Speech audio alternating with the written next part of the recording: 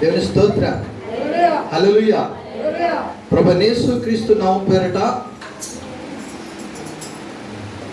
చేరొచ్చి మీ అందరికీ నా హృదయపూర్వక వందనాలు తెలియజేస్తున్నాను. దేవుని స్తోత్ర. హల్లెలూయా. హల్లెలూయా. అందరూ బాగున్నారా? దేవుని స్తోత్ర. హల్లెలూయా. దేవుని యొక్క వాక్య ధ్యానంలోకి వెళ్ళడానికి ముందుగా ఒక చిన్న మాట ఏంటిదంటే, ఈరోజు దేవుని యొక్క వాక్య భాగాన్ని ఎవరు బైబిల్ తీయాలి? అందరూ బైబిల్ తీయాలి. బైబిల్ తీయాలి. పిల్లల్లో కాకుండా పిల్లల్లో కాకుండా పెద్దవాళ్ళలో యోహాను సువార్త 3వ అధ్యాయం 16వ వచనం చెప్పినాడు. చెప్పండి.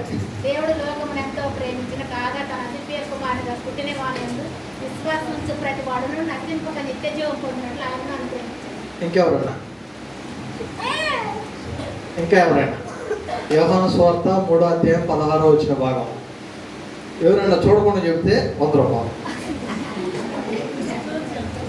చూసి చెప్పొద్దు, చూసి నేనే చెప్తా. దేవుని స్తోత్ర. సరే, దేవుని యొక్క వాక్యం చదువుకుందాం మరొకసారి. 3వ అధ్యాయం యోహాను సువార్త 3వ అధ్యాయం 16వ వచన భాగం. దేవుడు లోకమును ఎంతో ప్రేమించెను కాగా తన అద్వితీయ కుమారునిగా పుట్టినవాని యందు విశ్వాసముంచు ప్రతివాడును నశింపక నిత్య జీవం పొందినట్లు ఆయనను అనుగ్రహించెను. చలమ. దేవుని స్తోత్ర.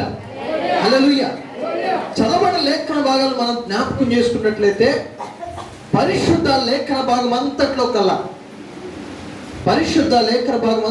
కల్లా యోహాను సువార్త 3వ అధ్యాయం 16వ వచన భాగానికి ఒక గొప్ప ప్రాధాన్యత ఉంది. యేసుక్రీస్తు ప్రభువారు ఎందుకు ఈ లోకానికి వచ్చాడు? యేసుక్రీస్తు ప్రభువారు ఎందుకు ఈ లోకానికి వచ్చాడు? ఆయన ఎందుకు ఈ లోకానికి వచ్చాడంటే, దేవుడు లోకాన్ని ప్రేమిస్తున్నాడు. ఈ లోకంలో నశించిపోతున్నటువంటి వారిని రక్షించడానికి ఆయన ఈ లోకానికి వచ్చాడు. దేవుని యొక్క ప్రేమ,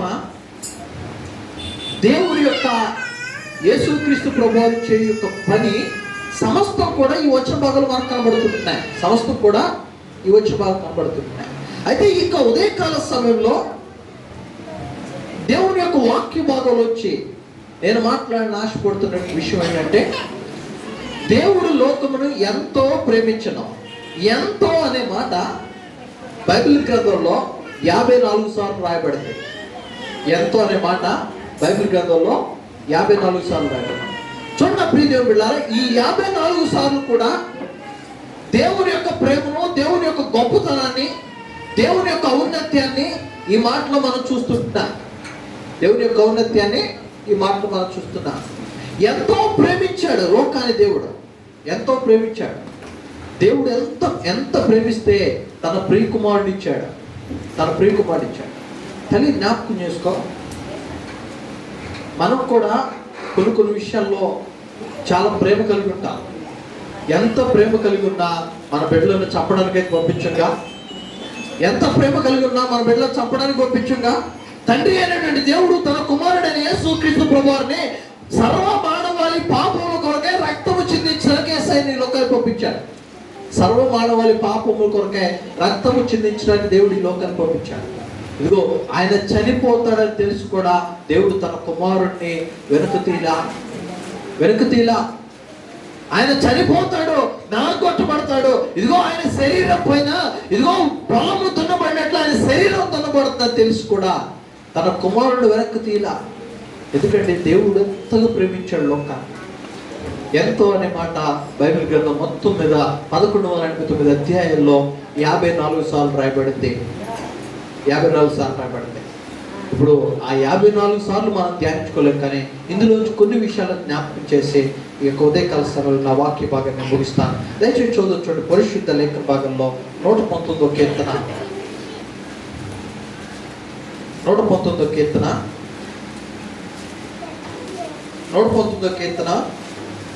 165 వచ్చి బాగా చదువుకోండి. నీ నీ ధర్మశాస్త్రమును ప్రేమించు వారికి ఎంతో నెమ్మది కలదు. వారు తూలి త్రొట్టిల్లుటకు కారణమేమీ లేదు. దేవుని స్తోత్రం. హల్లెలూయా. చున్న ప్రియమైన బిడ్డలారా, చదవబడిన లేఖన భాగాలు మనం గమనించినట్లయితే నేను చాలా సందర్భాల్లో చెప్తా ఉంటాను. అమ్మా, మీ పిల్లలకు దేవుని యొక్క వాక్యం నేర్పించు, నీ పిల్లలకు దేవుని యొక్క వాక్యం నేర్పించు, నీ పిల్లలకు దేవుని యొక్క వాక్యం నేర్పించు. ఎందుకో తెలుసా? దేవుని యొక్క వాక్యాన్ని నేర్చుకుంటే నీ ధర్మశాస్త్రాన్ని ప్రేమించు వారికి నెమ్మది కలదు. దేవుని స్తోత్రం. నీ ధర్మశాస్త్రాన్ని నేర్చుకున్న వారికి, నీ ధర్మశాస్త్రాన్ని ప్రేమించిన వారికి ఎంతో నెమ్మది కలదు. ఎంత గొప్ప నెమ్మది అంటే, ధర్మశాస్త్రం నేర్చుకున్నవాడు నెమ్మది కలిగిన వాడు ఉంటాడు. నెమ్మది కలిగిన వాడు. నిన్న చెప్పాను కదా, నేను ఒక ఆయన కలిశాను. ఆయన బాప్టిస్ట్ చర్చిలో సంఘ పెద్ద. నాకు అనిపించింది, అక్కడ నుంచి నేను బయటకు వచ్చిన తర్వాత, ఒకవేళ ఆయన అడిగిన ప్రశ్నలకు నేను సమాధానం చెప్పకపోతే ఆయన ఏమనుకునేవాడు?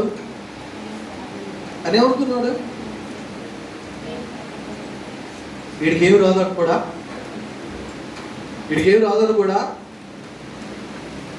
అందుకే నేను అంటా, తల్లి జ్ఞాపకం చేసుకో, నువ్వు నేను నేర్చుకునేటువంటి వాక్య భాగం కానీ, నువ్వు నేను నేర్చుకునేటువంటి ఏదైనా ఆ సబ్జెక్ట్ వల్ల లేకపోతే ఆ ప్రశ్నలకు మనం సమాధానం చెప్పలేము. అవును కదా? ధర్మశాస్త్రాన్ని ప్రేమించే వారికి ఎంతో నెమ్మది ఉంది. దేవుని యొక్క వాక్య భాష సెలవిస్తుంది, నీ బిడ్డలు ధర్మశాస్త్రాన్ని నేర్పిస్తే వాళ్ళు మొదటిగా ఏదైనా నెమ్మది, తర్వాత వారు తూలి త్రొట్టిల్లుటకు కారణం అది. పడిపోకుండా నిలబడ్డానికి కారణం అది. తల్లి, నీ పిల్లలకు నువ్వు దేవుని యొక్క వాక్యాన్ని నేర్పించావు అనుకో, ఎవరి కాలంలో వారు పడిపోరు. ఈ మాట కంటే ఇంకొక మాట అనొచ్చు. అయ్యా, ఇదే 109వ కీర్తనలో ఒక మాట ఉంది, ఎవరుడు తప్పక త్రొట్టిల్లును.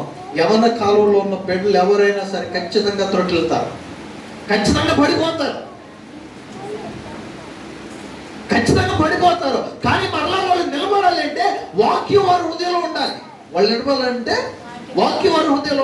ఎవరో కూడా తప్పు చేయకుండా ముందుకు వచ్చి వాళ్ళు ఎవరు కూడా లేవు.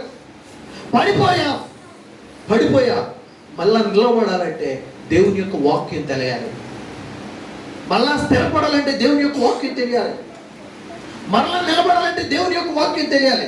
చూడండి, దేవుని యొక్క వాక్య భాష తెలుస్తుంది, నీ ధర్మశాస్త్రమును ప్రేమించే వారికి ఎంతో నెమ్మది కలదో, వారు తూలి త్రొట్టిల్లకుండుటకు కారణము ఏమీ లేదు. వాక్యము తప్ప మళ్ళా ఏ కారణం కూడా జ్ఞాపకం చేసుకుంటారు.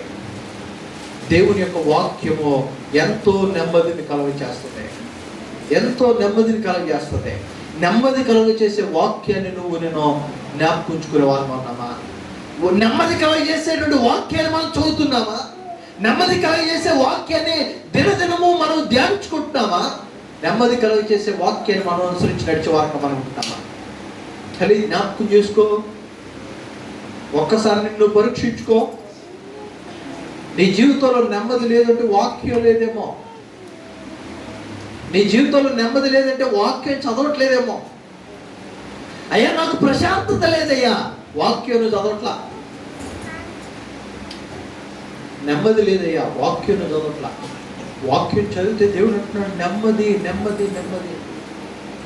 నీ ధర్మశాస్త్రాన్ని ప్రేమించే వారికి ఎంతో నెమ్మది కలదో దేవుని యొక్క వాక్య భాష సెలవిస్తుంది. నువ్వు నేను దేవుని యొక్క ధర్మశాస్త్రాన్ని ప్రేమించే వారిగా ఉంటున్నామా? దేవుని యొక్క వాక్యాన్ని మనం ప్రేమిస్తే బైబిల్ గ్రంథాన్ని పై సెల్ఫ్లో పెట్టాం. దేవుని యొక్క వాక్యాన్ని మనం ప్రేమిస్తే బైబిల్ గ్రంథంలో ఇదిగో కరెంట్ బిల్లు కాగితాలు ఇవన్నీ దాచుకోము. నేను ఒకసారి చెప్పినట్టు గుర్తు, బైబిల్ గ్రంథంలో కరెంట్ బిల్లు కాగితాలు డబ్బులు ఎందుకు పెడతారు తెలుసా? డబ్బులు పెడితే ఫస్ట్ పిల్లలు తీరం. కరెంట్ బిల్లు కాగితాలు పెడితే పోవడానికి అసలు ఆస్కారం లేదు. ఇప్పుడు అదే కరెంట్ బిల్లు కాగితం నేను జైల్లో పెట్టుకున్నాను అనుకో, ఇది ఉతికినప్పుడు పోవచ్చు, ఫోన్ తీసినప్పుడు పోవచ్చు. బైబిల్లో ఉంటే మళ్ళీ ఆదివారం వరకు నేను బైబిల్ అసలు పట్టుకోరుగా. నేను మళ్ళీ ఆదివారం వరకు బైబిల్ పట్టుకొని ఇక అది పోదు. తల్లి జ్ఞాపకం చేసుకో. దేవుని యొక్క వాక్యం చాలా చక్కగా మాట్లాడారు. నీ ధర్మశాస్త్రమును ప్రేమించే వారికి ఎంతో నెమ్మది కలదు. దేవుని యొక్క ధర్మశాస్త్రాన్ని ధ్యానించుకునే వారికి ఎంతో నెమ్మది కలదు. మరొక మాట జ్ఞాపకం చేసుకుని చూడండి, 66వ కీర్తన 3వ వచ్చిన భాగం చదువు చూడండి. ఇలాగూ దేవునికి స్తోత్రము చెల్లించుడి, నీ కార్యములు ఎంతో భీకరమైనవి, నీ బలాతిశయమును బట్టి నీ శత్రువులు లొంగి నీ యొద్దకు వచ్చెదరు. దేవుని స్తోత్రం, హల్లెలూయా. చూడండి, దేవుని యొక్క వాక్యాన్ని చూసినట్లయితే దేవుని యొక్క కార్యములు ఎంతో భీకరమైనవి. దేవుని యొక్క కార్యములు ఎంతో భీకరమైనవి. దేవుని యొక్క కార్యాలు నిజంగా ఆశ్చర్యకరమైనటువంటివి. దేవుని యొక్క కార్యాలు అద్భుతకరమైనటువంటివి. దేవుడు మన జీవితంలో చేసే మేలులు నిజంగా చాలా ఆశ్చర్యకరమైనటువంటివి. కీర్తనకారుడు అంటున్నాడు, ప్రభువా దేవుని యొక్క కార్యాలు ఎంతో భీకరమైనవి. ఇలాగూ దేవునికి స్తోత్రము చెల్లించుడి, నీ కార్యములు ఎంతో భీకరమైనవి, నీ బలాతిశయమును బట్టి నీ శత్రువులు లొంగి నీ అందుకో. తల్లి జ్ఞాపకం చేసుకో, దేవుని కార్యాలు ఎంతో గొప్పవి, ఎంతో భీకరమైనవి. ఎందుకంటే దేవుడు ఎంత గొప్ప దేవుడు అంటే, ఇందాక మనం చదివిన కీర్తన ఒకసారి జ్ఞాపకం చేసుకుందాం చూడండి. 40వ కీర్తన, ఒక్క నిమిషం ఉంటాం. 40వ కీర్తన చూడండి, 15వ వచనం చదువుతాం. నన్ను చూచి ఆహా ఆహా అని పలుకువారు తమకు కలుగు అవమానమును చూసి విస్మయమందుదురుగాక. చలమా దేవుని స్తోత్రం. కీర్తనకారుడు అంటున్నాడు, అయ్యా నన్ను చూసి ఆహా ఆహా అన్నవాళ్ళు, నన్ను చూసి ఎక్కిరించిన వాళ్ళు, నన్ను చూసి అవమానపరిచిన వాళ్ళు, దేవుడు అంటున్నాడు వారందరినీ ఎలాగూ దేవునికి స్తోత్రం చెల్లించుడు, నీ కార్యములు ఎంతో భీకరమైన ప్రభువా. నన్ను చూసి అసహించుకున్నవారు, నన్ను చూసి అవమానపరుచుకున్నారు. కీర్తనకారుడు ఎవరి మీద కూడా పగ తీర్చుకోలే. కీర్తనకారుడు ఎవరి మీద కూడా పగ తీర్చుకోలే. కీర్తనకారుడిని దావీదుని దేవుడు ఆశ్చర్యకరంగా దేవుడు తన జీవితంలో మార్పునిచ్చాడు. సౌలు తన ఈటను విసిరినప్పుడు, రాత్రి వేళ ఈటను విసిరినప్పుడు ఈట నుంచి దావీదుని దేవుడు తప్పించాడు. ఈట నుంచి దావీదుని దేవుడు తప్పించాడు. కీర్తన, ప్రభువా నీ కార్యములు ఎంతో భీకరమైనవి, నీ బలాతిశయమును బట్టి నీ శత్రువులు లొంగి నీ వద్దకు. దేవుని కార్యములు గొప్పమ్మా. దేవుని యొక్క కార్యాలు నీ జీవితంలో జరిగితే సమస్తాన్ని కూడా దేవుడు నీ పాదముల కింద దొక్కి అణగదొక్కించే భాగ్యాన్ని ఇవ్వబోతుంటాడు. అపోస్తలుడైన పౌలు రాసిన పత్రికలో అంటాడు, అపవాదైన పాదములు పట్టుకొని అపవాదైన సాతాన్ని మీ పాదములతో శీఘ్రంగా అణగదొక్కమంటాడు. అపవాదైన సాతాన్ని శీఘ్రంగా నీ పాదాలతో అణగదొక్కాలి. అపవాదైన సాతాన్ని నీ పాదాల దగ్గర పడాలి అంటే దేవుని యొక్క కార్యాలు ఎంతో భీకరమైనవో, ఎంత గొప్పవో జ్ఞాపకుంచుకో. ఎంత ఆశ్చర్యకరమైనవో జ్ఞాపకం చేసుకో. దేవుని కార్యాలు ఆశ్చర్యకరమైనవి. అవి నా జీవితంలో జరగాలి అంటే నేను దేవుని సన్నిధానంలో గోజాడేవాడుగా ఉండాలి. నేను దేవుని సన్నిధానంలో మోకరించేవాడుగా ఉండాలి. నేను దేవుని సన్నిధానంలో ప్రార్థించేవాడుగా ఉండాలి. దేవుని కార్యాలు ఆశ్చర్యకరమైనవి. నేను పాపాలు చేస్తే నాకు వస్తాయంటే రావు. నేను పాపం చేస్తే వస్తాయంటే రావు. నేను తప్పు చేస్తే వస్తాయంటే రావు. నేను వాక్యం చదవకపోతే వస్తాయంటే రావు. దేవుని యొక్క మేలులు నా జీవితంలో జరగాలి అంటే నా జీవితం దేవుని యొక్క నామానికి మహిమార్థకరంగా ఉండాలి. నా జీవితం దేవుని యొక్క నామానికి మహిమార్థకరంగా. తల్లి జ్ఞాపకం చేసుకో, దేవుని యొక్క కార్యములు ఎంతో భీకరమైనవి, ఎంతో భీకరమైన. రెండో మాట మనం చదువుదాం చూడండి. కీర్తన గ్రంథం 31వ కీర్తన 19వ వచనం చదువుదాం. నీవెందు భయభక్తులు గల వారి నిమిత్తము నీవు దాచించిన మేలు ఎంతో గొప్పది, నరుల ఎదుట నిన్ను ఆశ్రయించు వారి నిమిత్తము నీవు సిద్ధపరిచించిన మేలు ఎంతో గొప్ప. దేవుని స్తోత్రం, హల్లెలూయా. చూడండి, కీర్తన గ్రంథంలో మనం జ్ఞాపకం చేసుకున్నట్లయితే కీర్తనకారుడు అంటున్నాడు, నీ యందు భయభక్తులు గల వారి నిమిత్తము నీవు దాచించిన మేలు ఎంతో గొప్పది. దేవుని స్తోత్రం, హల్లెలూయా, హల్లెలూయా. తల్లి జ్ఞాపకం చేసుకో, దేవుడు సిద్ధపరిచిన మేలులు ఎంతో గొప్పవి. దేవుడు సిద్ధపరిచిన మేలు. దేవుడు ఎప్పుడు సిద్ధపరిచాడు? దేవుడు ఎప్పుడు సిద్ధపరిచాడు? భూమి పునాది వేయబడక మునిపే దేవుడు నీ ఎడల నా ఎడల మేలులను సిద్ధపరిచాడు. నీ ఎడల నా ఎడల దేవుడు మేలును సిద్ధపరిచాడు. దేవుడు సిద్ధపరిచిన మేలు ఎంతో గొప్పవి. ఆ గొప్ప మేలును మనం పొందుకోవాలి అంటే దేవుని యందు భయభక్తులు గల వారంగా మనం ఉండాలి. దేవుని యందు భయభక్తులు గల వారంగా మనం ఉండాలి. దేవుని యందు భయభక్తులు కలిగి ఉండకుండా, దేవుని యందు భయము భక్తి లేకుండా మనం ఉంటే దేవుని యొక్క కార్యాలు మనం చూడలేం. దేవుని యొక్క మేలు మనం పొందుకోలేం. దేవుని యొక్క మేలు మనం పొందుకోలేం. నేను పోయిన వారం అనుకుంటాను, జ్ఞాపకం చేశాను. మోషే అన్ని విషయాల్లో కూడా దేవునికి నమ్మకంగా ఉండి కానాను దేశంలో మోషే కాలు పెట్టకపోవడం గల కారణం ఏంటంటే ఒకే ఒక్క సందర్భంలో తల్లి జ్ఞాపకం చేసుకో, మోషే వలె దేవుడు నిన్ను నన్ను కూడా, అయ్యా ఇదిగో నువ్వు ఈ స్థలంలో ఈ ప్రదేశంలో ఈ రోజు ఇలా మాట్లాడావు, దేవుని యొక్క రాజ్యంలోకి వచ్చే అర్హత నీకు లేదు, నువ్వు బయట నుంచి చూసి బయలుపోయినంటే మన జీవితం ఏమైపోతుంది? ఒక్కసారి ప్రశ్నించుకో. మోషే కేవలం భ్రష్టులని ఇశ్రాయేలీయులారా అన్నందుకు మోషేకి కానాను దేశంలో ప్రవేశించే అధికారం లేదు. భ్రష్టులు అన్నాడు అంతే, బూతులు మాట్లాడాల. భ్రష్టులారా అన్నాడు కోపంతో. పాపం తన కోపం ఆగల ఆ సందర్భంలో. మనలాంటి మనిషే కదా, కోపం ఆగల. కోపంలో ఒక్క మాట, ఆ మాట కూడా దేవుడు అల్లా. భ్రష్టులారా అన్నాడు. దేవుడు బండతో మాట్లాడమంటే ఆ బండనేమో తన కర్రతో కొట్టాడు. మోసే చేసిన తప్పు ఇది ఒకటి, ఇంకేం చేశాడా? కేవలం ఆ ఒక్క కోపం వలన, తనకున్న కోపం వలన కానాను దేశంలోకి మోషే వెళ్ళలేదు. కానీ జ్ఞాపకం చేసుకో, యెహోవా యందు భయభక్తులు గల వారికి నువ్వు దాచించిన మేలు ఎంతో గొప్ప కీర్తనకాడు అంటున్నాడు. దేవుడు మేలులు దాచించాడు. ఆ మేలులు పొందుకోవడానికి గల కారణం ఏంటంటే మనలో ఉన్నటువంటి కోపమేమో. ఆ మేలు పొందుకోవడానికి గల కారణం ఏంటంటే మనం దేవుని యందు భయభక్తులు నిలపకపోవడమేమో. ఆ మేలు పొందుకోవడానికి గల కారణం ఏంటంటే నేను ప్రార్థన చేయకపోవడమేమో. ఆ మేలు పొందుకోవడానికి గల రాకపోవడం గల కారణం ఏంటంటే నేను దేవుని సిద్ధాల్లో ఉండటానికి ఇష్టపడలేదేమో, మోకరించడానికి ఇష్టపడలేదేమో, వాక్యం చదవడానికి ఇష్టపడలేదేమో, ఆత్మీయ జీవితంలో బలపరచబడడానికి ఇష్టపడలేదేమో. కీర్తనకారుడు అంటున్నాడు, దేవుడు సిద్ధపరిచిన మేలు ఎంతో గొప్పవి. అదే వచ్చిన వారు రెండో మాట్లాడుతున్నాడు, నరుల ఎదుట నిన్ను ఆశ్రయించు వారి నిమిత్తము నీవు సిద్ధపరిచిన మేలు. నరుల ఎదుట నిన్ను ఆశ్రయించు వారి కొరకు నువ్వు సిద్ధపరిచిన మేలు ఎంతో గొప్పది. తల్లి, మనుష్యుల ఎదుట మనుష్యులను నమ్ముకొనకుండా భారం దేవుని మీద వేస్తే వారి కొరకు దేవుడు దాచించిన మేలు ఎంతో గొప్పదంట.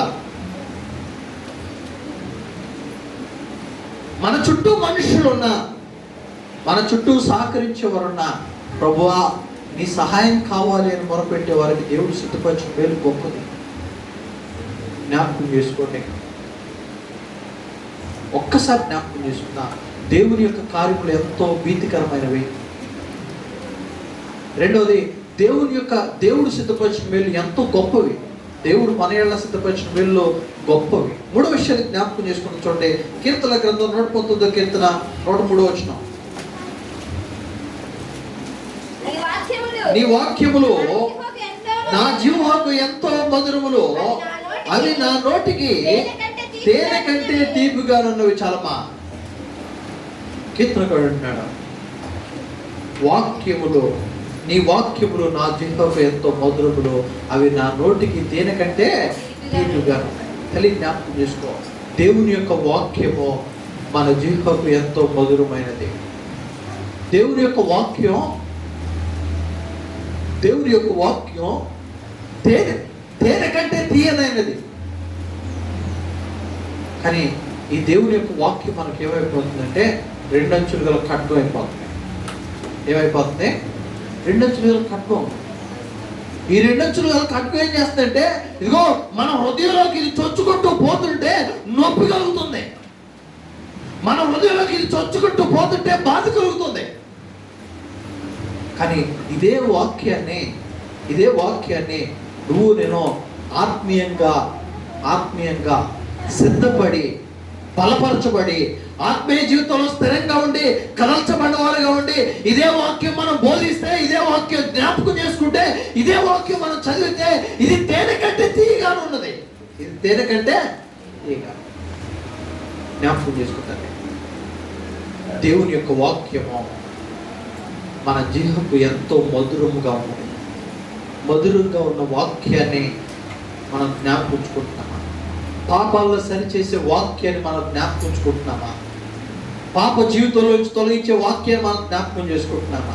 లేదా ఆ వాక్యము చదవక, వాక్యము వినక, వాక్యానికి లోబడక మన ఇష్టానుసారంగా మనం మాట్లాడే ద్వారా ఉన్నాం. కానీ ఏ స్థితిలో మనం ఉన్నాం?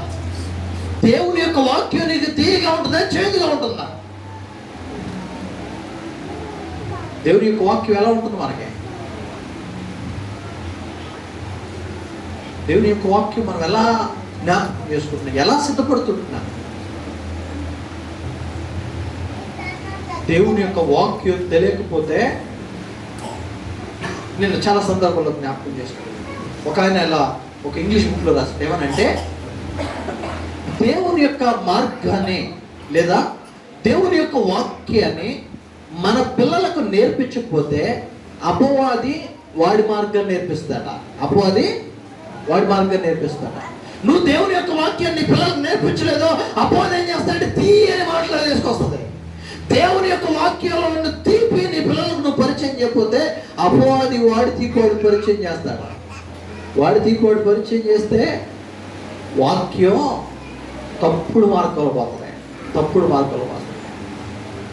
నిజంగా ఈ మాట నేను జ్ఞాపకం చేసుకుంటున్నప్పుడు నాకు అనిపించింది, ప్రభువా నీ మాటలు మా జీవకు ఎంతో మధురమైనవి, అవి తేనె కంటే తీపిగా ఉన్నవని దేవుని యొక్క వాక్యం బాగా సెలవిస్తుంటే, ఈరోజు ఈ వాక్యంలో ఉన్న తీపి తెలియకపోవడం గల కారణం ఏంటి అని నేను ఆలోచిస్తాను. చాలామంది తెలియట్లా. ఎందుకంటే ఇది ఖడ్గంగా కనపడుతుంది కానీ తీయగా కనపట్ల. ఇది బాధ కలిగిస్తుంది కానీ సంతోషాన్ని కలిగించట్లా. తల్లి నువ్వు ఆత్మీయంగా సిద్ధపడితే దేవుని యొక్క వాక్యం నిన్ను బలపరచాలి కానీ దేవుని యొక్క వాక్యాన్ని విని నువ్వు వెనకాడకూడదు. ఈరోజు దేవుని యొక్క వాక్యం ఎవరికి ఇష్టం వచ్చినట్టు వాడు ప్రకటిస్తున్నాడు.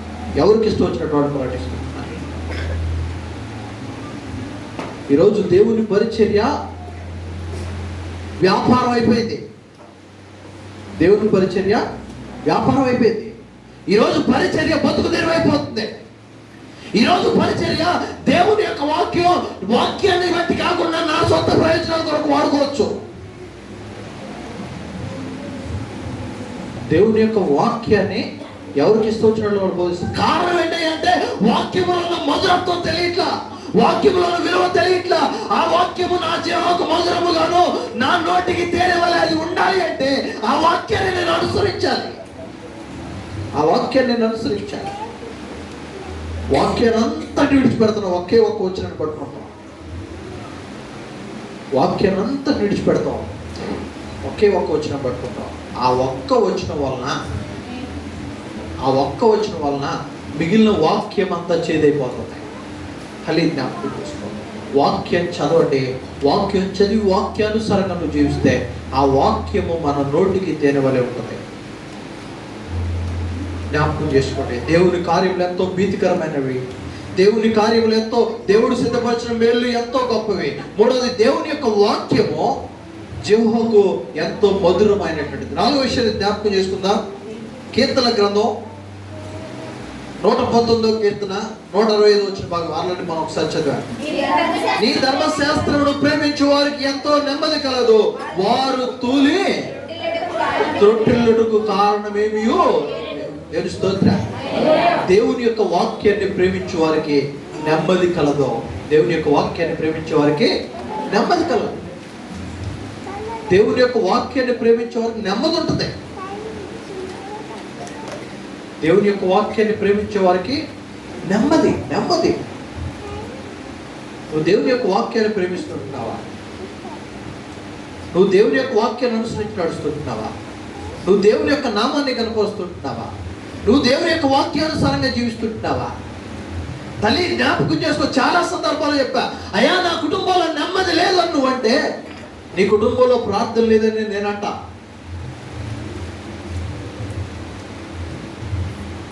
ఎవరైతే ఏ కుటుంబంలో అయితే నెమ్మది లేదో, ఏ కుటుంబంలో అయితే సమాధానం లేదో, ఏ కుటుంబంలో అయితే ఇగో ప్రేమ లేదో, ఆ కుటుంబం ప్రతి ఒక్కరూ ఒక్కసారి ప్రశ్నించుకోండి. అమ్మా, నువ్వు మోకరించి ప్రార్థించే గుణం నీకుంటే నీ కుటుంబంలో ఏమంటారంటే బుద్ధి లేని వాళ్ళు మారుతారు. సామెతల గ్రంథాలు అంటాడు, 3 రోట్లో వేసి తెచ్చిన నలగడం. 3 రోట్లో వేసి తెచ్చిన నలగడం. కారణం ఏంటంటే ఈ 3 యొక్క మూఢత్వం ఎటువంటిదంటే, నువ్వు రోట్లో వేస్తే రోట్లో ఉండున్నాడు. రోడ్లో ఆ మూఢత్వంలో చూడ తొలగించబడాలి అంటే నీ మోకాళ్ళు వంగాలి. ఆ మూఢత్వంలో నుంచి వాడు బయటికి పోవాలంటే నీ మోకాళ్ళు వంగాలి. ప్రభు ఆ మూడు మూర్ఖుడు అను అంటే, ఆ మూర్ఖుడు నలగొట్టబడేది ఎలా అంటే నీ కుటుంబంలో నెమ్మది కలిగినప్పుడే. నీ కుటుంబంలో నెమ్మది ఎక్కడుందంటే నీ ఆత్మీయ జీవితంలో ఉంది. నీ ఆత్మీయ జీవితంలో మూఢుడు మారాలి అంటే ఆత్మీయ జీవితంలో ఉండాలి. చూడండి, దేవుని యొక్క వాక్యం చాలా శ్రేష్టంగా మాట్లాడుతుంది. నీ ధర్మశాస్త్రమును ప్రేమించే వారికి నెమ్మది కలదు. దేవుని యొక్క వాక్యాన్ని ప్రేమించే వారికి నెమ్మది ఉంది. దేవుణ్ణి ప్రేమించే వారికి నెమ్మది ఉంది. కానీ నీ కుటుంబంలో నెమ్మది లేదు. నీ కుటుంబంలో నెమ్మది లేదంటే నువ్వు దేవుణ్ణి ప్రేమించడం లేదు. ఏమన్నా డౌట్ ఉందా? ఏ కుటుంబంలో అయితే నెమ్మది లేదు, ఆ కుటుంబం దేవుడిని ప్రేమించట్లా. నామకార్థంగా ప్రార్థనకు వస్తున్నావు, పోతున్నావు అంతే. నామకార్థంగా దేవుని మందిరంలో ఉంటాం, పోతున్నావు అంతే. నామకార్థంగా ప్రార్థన అయిపోయిన తర్వాత ఏ కుటుంబంలో అయితే నెమ్మది లేదో ఆ కుటుంబంలో వాళ్ళు చేసే పని ఏంటి తెలుసా? ప్రార్థన అయిపోతున్న ఇంటికి వెళ్ళి ఈ బైబిల్ గ్రంథాన్ని పై సెల్ఫ్ లో పెట్టి ముందు పట్టుకుని టీవీ రిమోటే. ఎందుకంటే ఆదివారం సింబల్ అంతేనా?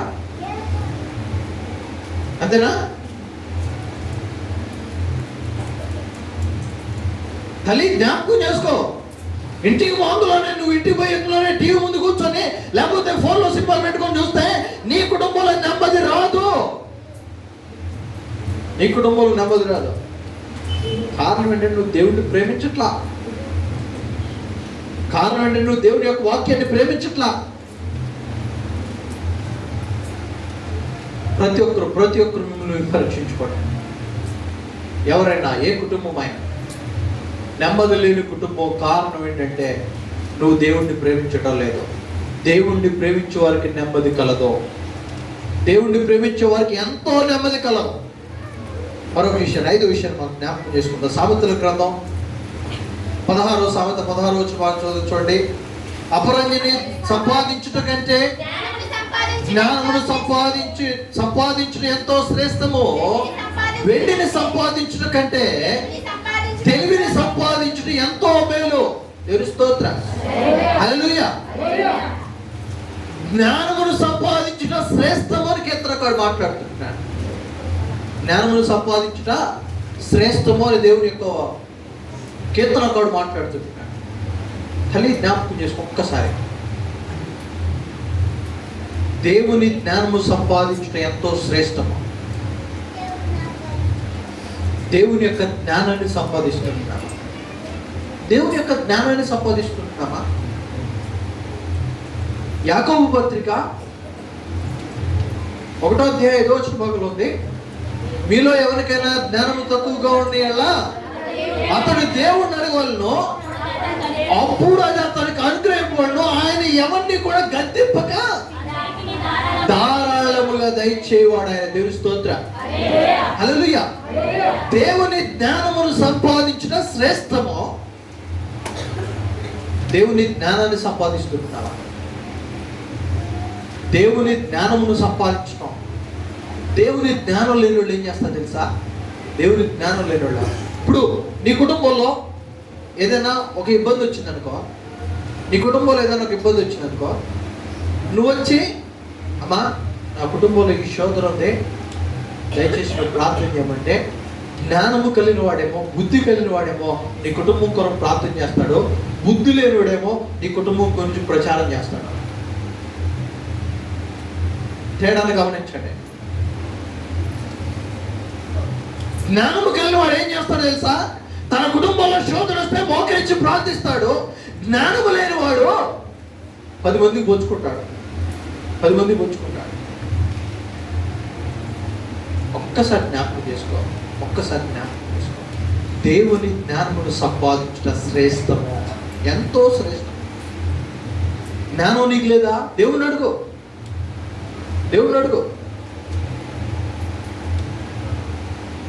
అది ఎక్కడైనా, చదువుల్లో కానీ కుటుంబంలో కానీ ఎక్కడైనా.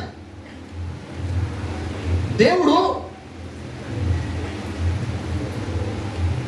సమూయేలుతో సొలొమోను రాజుగా ఏర్పాటు చేయబడిన తర్వాత దేవుడు సొలొమోనుకు ప్రత్యక్షమై సొలొమోను దేవుడు అడుగుతాడు, సొలొమోను నీకేం కావాలి? డబ్బు కావాలా? ఆస్తి కావాలా? సంపద కావాలా? బంగారం కావాలా? ఏం కావాలని అడిగితే సొలొమోను ఒక మాట మాట్లాడు, శ్రేష్టమైన మాట. ప్రభువా, సంపద వద్దు, డబ్బులు వద్దు, అధికారం వద్దు. ఇగో నువ్వు ఇచ్చిన అధికారాన్ని నేను కలిగి ఉన్నాను కాబట్టి జ్ఞానము కలిగి పాలన చేసే భాగ్యాన్ని దయచేయమంటాడు. జ్ఞానము కలిగి పాలన చేసే భాగ్యాన్ని ఇవ్వమంటాడు. దేవుని స్తోత్రం. హల్లెలూయా.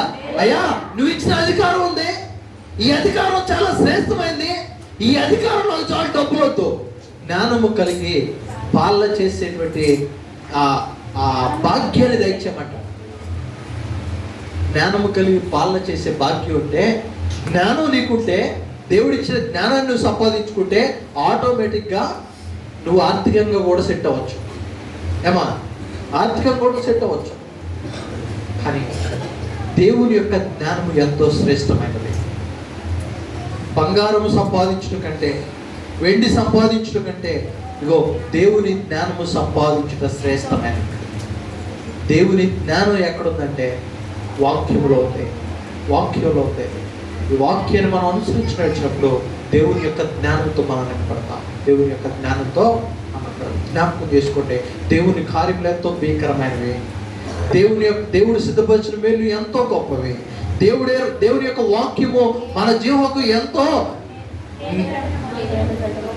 మధురమైనటువంటిది. 4వ విషయాన్ని మనం జ్ఞాపకం చేసుకుంటే దేవుని యొక్క వాక్యాన్ని ప్రేమించే వారికి ఎంతో నెమ్మది కలగదు. 5వ విషయాన్ని జ్ఞాపకం చేసుకుంటే దేవుని యొక్క జ్ఞానం ఎంతో శ్రేష్టమైనటువంటి. 6వ విషయాన్ని మనం జ్ఞాపకం చేసుకుని చూడండి. లూకా సువార్త 12వ అధ్యాయం 24వ వచ్చిన భాగం చదువుకోండి. లూకా సువార్త 12వ అధ్యాయం 24వ వచ్చిన భాగము. కాకుల సంగతి విచారించి చూడుడి, అవి విత్తవు కోయవు, వాటికి గరిసెలేదు, కొట్టు లేదు, అయినను దేవుడు వాటిని పోషించుచున్నాడు. మీరు పక్షుల కంటే ఎంతో శ్రేష్ఠులు. దేవుని స్తోత్రం. హల్లెలూయా. తల్లి జ్ఞాపకం చేసుకోండి. పరిశుద్ధ లేఖన భాగాలు మనం జ్ఞాపకం చేసుకున్నట్లయితే దేవుని యందు విశ్వాసం ఉంచేవారు ఎంతో శ్రేష్ఠులు. యేసుక్రీస్తు ప్రభువారు తన శిష్యులతో మాట్లాడుతూ, అయ్యా మీరు పరిచర్యకు పోతున్నప్పుడు మీరు ఎలా పోవాలి అంటే సిద్ధపడి కాదు. ఏం తీసుకొని పోవద్దు, మీరు వేసుకున్న వస్త్రాలతో మీరు పోండి. మీ ఒంటిపైన వస్త్రాలతో వెళ్ళండి. అయ్యా దారిలో భోజనం చేయడానికి భోజనం, వండుకోవడానికి బియ్యం అన్నీ పట్టుకుపోతాం. యేసుక్రీస్తు ప్రభువారు తన శిష్యులతో మాట్లాడుతున్న మాటలు ఇవి. యేసుక్రీస్తు ప్రభువారు తన శిష్యులతో మీరు వెళ్ళి పరిచయం చేయమంటే ఈ యేసుక్రీస్తు ప్రభువారు శిష్యులు అంటారయ్యా మేము వాడికి వెళ్ళి ఏం తినాలి, ఏం తాగాలి, ఎలా బ్రతకాలి, ఏం చేయాలి? ఇగో మీరు తినే వాటి విషయమై ఆలోచించొద్దు. ఇగో జాగ్రత్తగా రండి, కాకుల సంగతి విచారించి చూడుడి. మన దేవుడు ఎంత గొప్పవాడు అంటే మన దేవుడు ఎంత గొప్పవాడు అంటే, కాకి సందర్భం వచ్చింది కాబట్టి చెప్తాను. కాకి గుణం ఏంటంటే, కాకి ఒక మాంసం ముక్క దొరికింది అనుకో, ఏం చేస్తాడంటే గుట్టుకుని మిగిలింది వేచి చూడండి.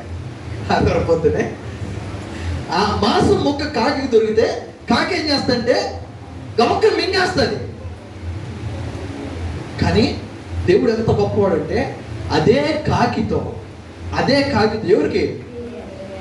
ఏలియాకి భోజనం పంపించాడు. తల్లి చూడండి, కాకి స్వభావం కడబడకలను గుడుకుని మింగితే, మళ్ళీ మనం వచ్చిందా కూడా ఉండదు, అది మింగేసి వెళ్ళిపోతుంది. కానీ మన దేవుడు ఎంత శ్రేష్టమైనటువంటి వాడంటే, కాకుల సంగతి మీరు యోచించుడి, కాకుల సంగతి మీరు విచారించుడి. అవి విత్తవో కోయవో, వాటికి గరసలేదో కొట్టు లేదో, ఆయనను దేవుడు వాటిని పోషించున్నాడు. మీరు పక్షుల కంటే శ్రేష్ఠులు, మీరు పక్షుల కంటే శ్రేష్టమైన వాడు. ఇగో దేవుని యొక్క వాక్యాన్ని అనుసరించి నడిచి, దేవుని యొక్క వాక్యానుసారంగా నువ్వు జీవిస్తే నీ జీవితంలో కొరత ఉండదు. నీ జీవితంలో కొరత ఉండదు. నిజంగా కొరతను తీర్చే దేవుడు ఆయన. మనము దేవుని యందు విశ్వాసం ఉంచేవారు ఎంతో శ్రేష్ఠులమ్మా. దేవుని యందు విశ్వాసం ఉంచేవాళ్ళు ఎంతో శ్రేష్ఠులు. ఎవరైతే విశ్వాసం ఉంచుతారో వాళ్ళు దేవుని శ్రేష్ఠులు. ఆ శ్రేష్టమైనటువంటి గొప్ప భాగ్యం మనకు కావాలంటే దేవుని యందు విశ్వాసం ఉంచాలి. దేవుని యందు విశ్వాసం ఉంచాలి. దేవుని యందు విశ్వాసం ఉంచే వరకు మనం దేవుని యందు విశ్వాసం కలిగిన వరకు మనం జ్ఞాపకం చేస్తున్నాం. ఆఖరి ఒక మాట జ్ఞాపకం చేస్తాను. దయచేసి యెషయా గ్రంథం 52వ అధ్యాయం, యెషయా గ్రంథం 52వ అధ్యాయం 7వ వచనం చూడండి.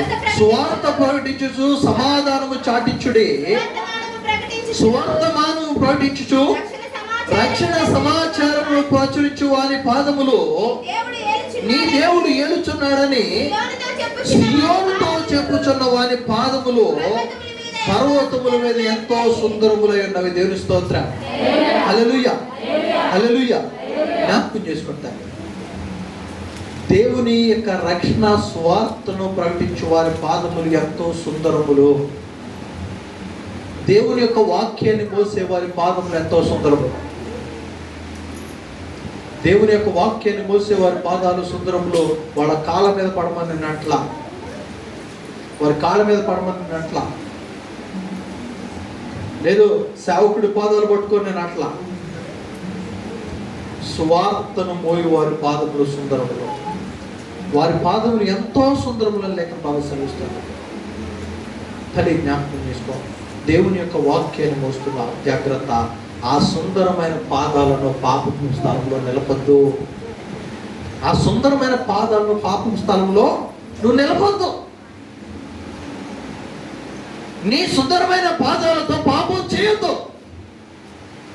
నీ సుందరమైన పాపాలతో ఇదిగో దేవుని యొక్క వాక్యాన్ని నువ్వు ప్రకటిస్తుంటున్నా, దేవుని యొక్క వాక్యాన్ని పట్టుకుని మనం నడుస్తుంటున్నా. దేవుని యొక్క వాక్యాన్ని ఇదిగో స్వార్థను ప్రకటించు, సమాధానము చాటించు, స్వార్థమానమును ప్రకటించు, రక్షణ సమాచారమును ప్రచురించు వారి యొక్క పాదములు సుందరములు. జ్ఞాపకం చేసుకుంటాను. స్వార్థ ప్రకటించు వారి యొక్క పాదములు ఎంతో శ్రేష్టమైనవి. ఒక్కసారి మనం జ్ఞాపకం చేసుకుందామా? ఒక్కసారి మనం ప్రశ్నించుకుందామా? దేవుని యొక్క కార్యములు ఎంతో ప్రీతికరమైనవి. దేవుడు సిద్ధపరిచిన మేలు ఎంతో గొప్పవి. దేవుని యొక్క వాక్యము మన జీవకు ఎంతో విలువ కలిగి ఎంతో మధురమైనటువంటిదిగా ఉంది. దేవుని యొక్క వాక్యమును ప్రేమించే వారికి ఎంతో నెమ్మది కలదో. దేవుని జ్ఞానము ఎంతో శ్రేష్టమైనటువంటిది. దేవుని యందు విశ్వాసం ఉంచేవారు ఎంతో శ్రేష్ఠులు. దేవుని యొక్క సువార్త చేయు వారి పాదములు ఎంతో శ్రేష్టమైనవి. ఎంతో శ్రేష్టమైనటువంటి మనము, ఎంతో ఆశీర్వదించబడిన మనము, ఎంతో నెమ్మది కలిగినట్టు మనము పాపములో పడిపోకూడదు. ఎంత గొప్పగా అంటే దేవుని యొక్క ప్రేమను మనం వివరించినాయి. దేవుని యొక్క ప్రేమను ఇగో కృప అనే మాట మనం జ్ఞాపకం చేసుకుంటే దేవుని యొక్క కార్యాలను మనం వివరించినాం. దేవుని యొక్క కార్యాలను ఎంత గొప్ప కృపను దేవుడు మనకు అనుగ్రహించి మన కుటుంబంలో దేవుడు కార్యాలు చేస్తుంటే కేవలం మన నిర్లక్ష్యం వలన దేవుని యొక్క మేలులు మనం చూడలేకపోతున్నాం. కేవలం మన నిర్లక్ష్యం వలన దేవుని యొక్క కార్యాలు మనం చూడలేకపోతున్నాం. ఒక్కసారి జ్ఞాపకం చేసుకున్నా, కళ్ళు ఉంచుదాం, కళ్ళు మూసుకున్నా, మోకరించగలం, మోకరిద్దాం.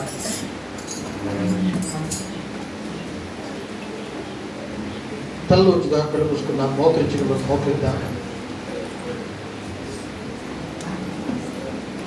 తల్లి, ఒక్కసారి మనం జ్ఞాపకం చేసుకున్నాం. దేవుని కార్యములు ఎంతో భీతికరమైనవి. దేవుడు సిద్ధపరిచిన మేలు ఎంతో గొప్పవి. దేవుని యొక్క వాక్యము జీవవాక్యం ఎంతో మధురమైనటువంటిది. దేవుని యొక్క వాక్యాన్ని ప్రేమించే వారికి ఎంతో నెమ్మది కలదు. దేవుని జ్ఞానము ఎంతో శ్రేష్టమైనటువంటిది. దేవుని యొక్క విశ్వాసం ఉంచి వారు ఎంతో శ్రేష్ఠుడు. దేవుని యొక్క పరిచర్యను చేయ వారి యొక్క పాదములు ఎంతో సుందరములైనవి. ఒక్కసారి మనం ప్రశ్నించుకున్నాం. దేవుడు ఎంతగా నిన్ను నన్ను ప్రేమిస్తే, దేవుడు లోకంలో ఎంతో ప్రేమించను కాగా తన అద్వితీయ కుమారుడిగా పుట్టిన వాని అందు విశ్వాసం ఉంచి ప్రతి వాడును నశించుకోకుండా నిత్య జీవనకు వెళ్ళడానికి దేవుడు కృప చూపించాడు. తల్లి, నీ కుటుంబంలో నెమ్మది ఉందా? నీ కుటుంబంలో సమాధానం ఉందా?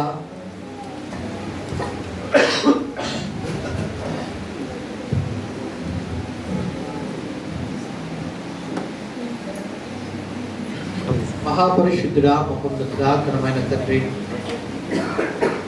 నీ పరిశుద్ధమైన ఘనమైన శ్రేష్టమైన నామానికి వందనాలు, స్తోత్రాలు. ఇగో ప్రభువా, ఇంతవరకు అయ్యా నీ లేఖన భాగాల ద్వారా నాతో మీరు మాట్లాడిన మాటలు బట్టి నీకు వందనాలు. ఈ మాటలను ఆస్వాదించండి, ఈ మాటలను దీవించండి. నా మా హృదయాల్లో నాటి నీ పెట్టి ఫలింపచేసి అయ్యా ఇదిగో తండ్రి విత్తబడిన వాక్య భాగాన్ని అయ్యా నేను మేము నెవరు వేసుకుంటూ విశ్వాస జీవితంలో, ఆత్మీయ జీవితంలో ముందు కొనసాగే భాగ్యాన్ని దయచేసి సమస్తమైన మహిమ ఘనత ప్రభావానికి ఆరోపిస్తూ యేసు నామములో ప్రార్థిస్తున్నాను నా తండ్రి, ఆమేన్. దేవుని స్తోత్రం. హల్లెలూయా.